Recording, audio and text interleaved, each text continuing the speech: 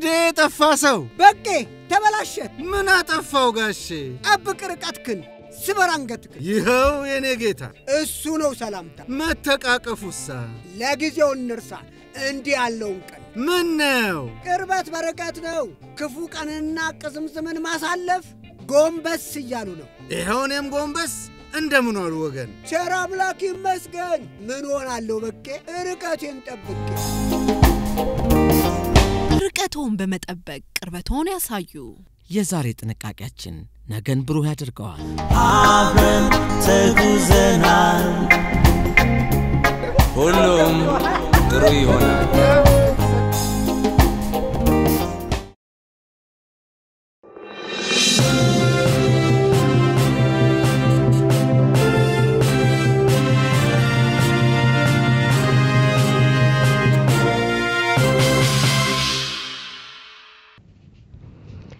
ሰላም ጤና ይስጥልን ከኢሳት አዲስ አበባ ስቱዲዮ የሰዓቱን ዜናዎች ይዘን ቀርበናል ከዜናዎቹ ጋር አብራችሁ ቆይታ የማደርገው መልክተ ዮሐንስ ነኝ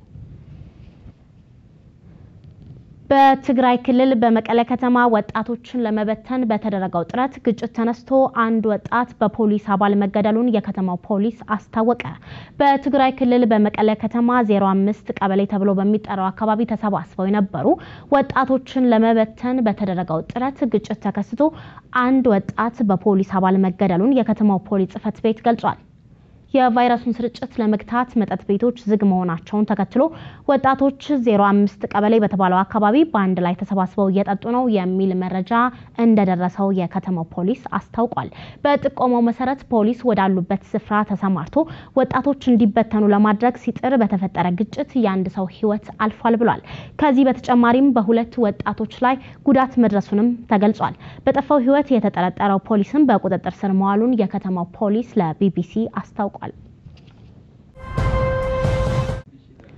የህገ መንግስት ትርጉም አስፈላጊነትን በተመለከተ የሚነሱ ጥያቄዎች የሰነዱን ይዘት በአግባቡ ካለ መረዳት የመነጨ ነው ሲሉ የዘርፉ ባለሙያዎች ተናገሩ ከዚህ ልቅ ትርጉም ለመስጠት ሲባል የሚከናወኑ ሂደቶችን ተገቢነት ማስተዋል ይገባል ብለዋል አባታይሉ ዝርዝር አለው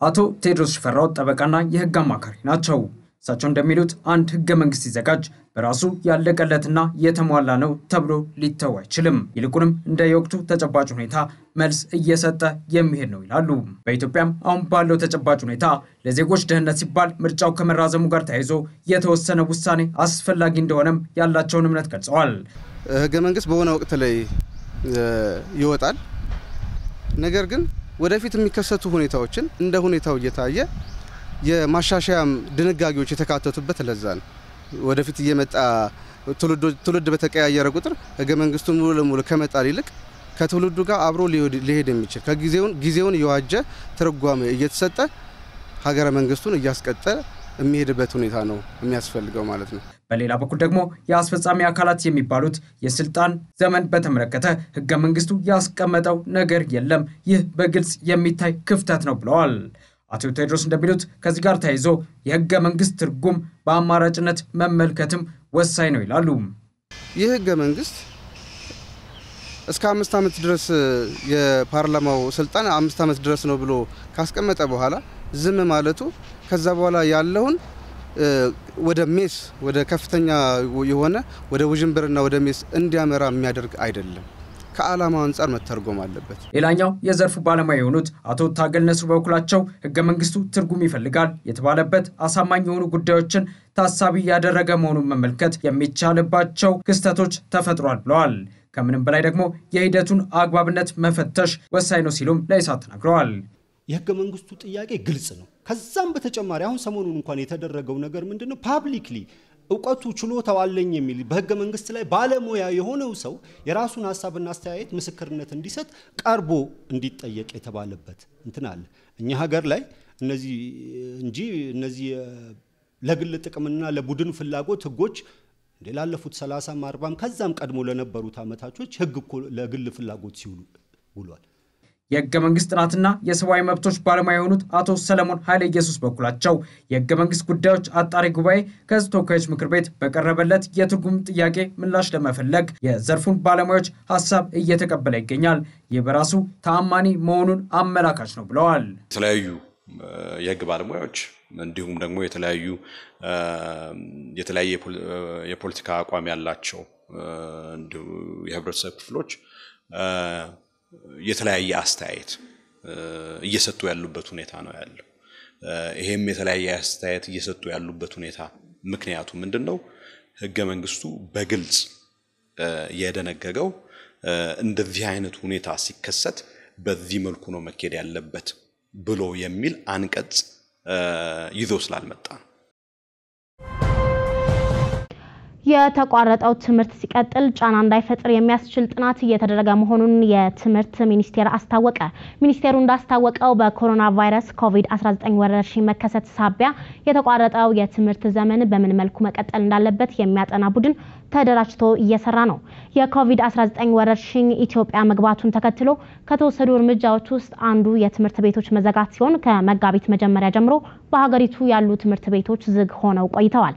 ትምህርት ቤቶች ዝግ በሆኑባቸው ጊዜያት የተቋረጠው ትምህርት ሲቀጥል ጫና እንዳይፈጥር የሚያስችል ጥናት እየተደረገ መሆኑን ከትምህርት ሚኒስቴር ያገኘነው መረጃ ያመለክታል።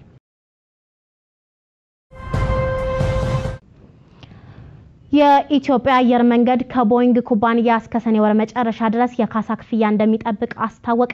የኢትዮጵያ አየር መንገድ ዋና ስራ አስፈጻሚ አቶ ተወልደ ገብረ ማርያም አየር መንገዱ በቦይንግ 737 ማክስ አውሮፕላን ላይ የደረሰው አደጋ እስከ ሰኔ ወር መጨረሻ ድረስ ከኩባንያው ካሳ እንደሚጠብቅ ተናግረዋል።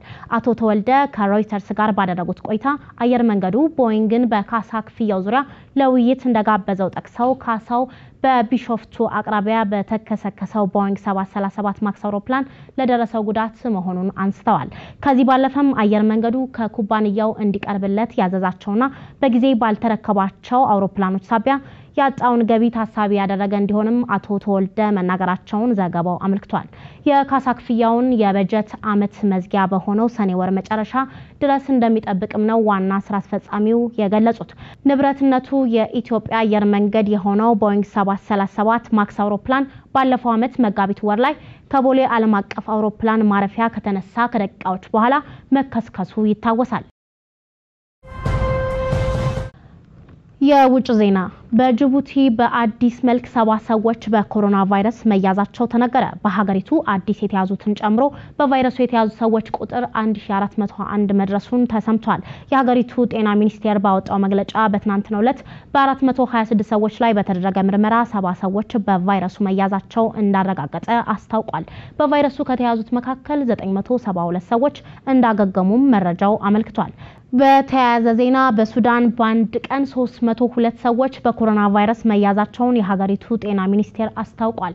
በዚህም በሀገሪቱ በቫይረሱ የተያዙ ሰዎች ቁጥር 2591 መድረሱን ያመለከተው የሀገሪቱ ጤና ሚኒስቴር መረጃ አጠቃላይ ያገገሙ ሰዎች ቁጥር ደግሞ 247 እንደደረሰና 105 ሰዎች መሞታቸውን አመልክቷል። ከኢሳት አዲስ አበባ ስቱዲዮ ለሰዓቱ የነበሩን ዜናዎች እነዚህ ነበሩ። ከቀሪ ሌሎች የኢሳት መሰናዶች ጋር መልካም ቆይታ።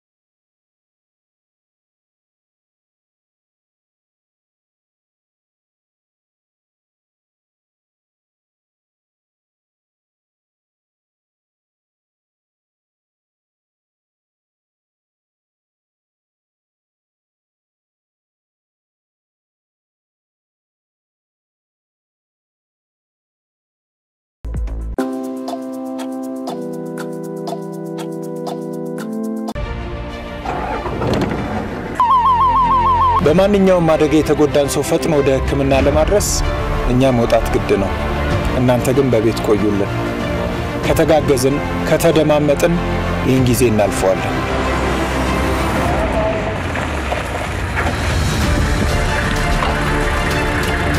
ኮንትሮባንድ ነጋዴዎችና ህገወጦች እንዳይስፋፉ እኛ የግድ መውጣት አለብን።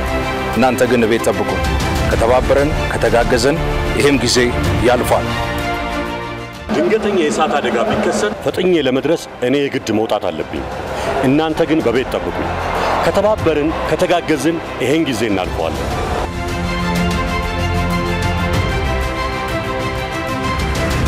ሞገደኛ አሽከርካሪዎች አደጋ እንዳያደርሱ እኛ የግድ መውጣት አለብን። እናንተ ግን ቤታችሁ ጠብቁ። ከተባበረን ከተጋገዝን ይህም ጊዜ ያልፋል። የጎዳና ላይ ንግድ እንዳይስፋፋና መሬት በህገወጦች እንዳይወረድ እኛ የግድ መውጣት አለብን። እናንተ በቤታችሁ ጠብቁ። ከተባበርን ከተጋገዝ ይህ ቀንም ያልፋል። ታካሚዎች በፍጥነት እንዲያገግሙና የህክምና ማዕከላት እንዳይጨናነቁ እኛ የግድ መውጣት አለብን። እናንተ ቤታችሁ ጠብቁ። ከተጋገዝንና ከተባበር ይህን ጊዜ ያልፋል። የሀገርን ዳር ድንበር ለማስከበር የበረሃው ሐሩር ሳይበግረኝ እኔ ውጭ መውጣት አለብኝ። እስከዚያው እናንተ ቤት ጠብቁ። ከተባበርን ከተጋገዝን ይህም ጊዜ ያልፋል። ህገ ወጦች በሽታን አይፈሩም። ህግን ለማስከበር እኛ የግድ መውጣት አለብን። እናንተ ግን በቤታችሁ ጠብቁ። ከተባበርን ከተጋገዝን ይህን ጊዜ መሻገር እንችላለን። ወቅታዊ መረጃ በፍጥነት ለማድረስ እኛ የግድ መውጣት አለብን። እናንተ ግን ቤት ጠብቁ። ከተባበርን ከተጋገዝን ይህን ጊዜ እንሻገራለን። እነሱም ቤተሰብ አላቸው። ለኛ ሲሉ ግን መውጣት አለባቸው። እኛ ደግሞ ቤት እንጠብቃቸው። ከተባበርን ከተጋገዝን ይህን ጊዜ መሻገር እንችላለን። የጤና ባለሙያዎችን ምክር በመስማት ልክ እንዳድዋው ለኮሮና ወረርሽኝ እጅ አንስት። ሞካ ፊልም ፕሮዳክሽን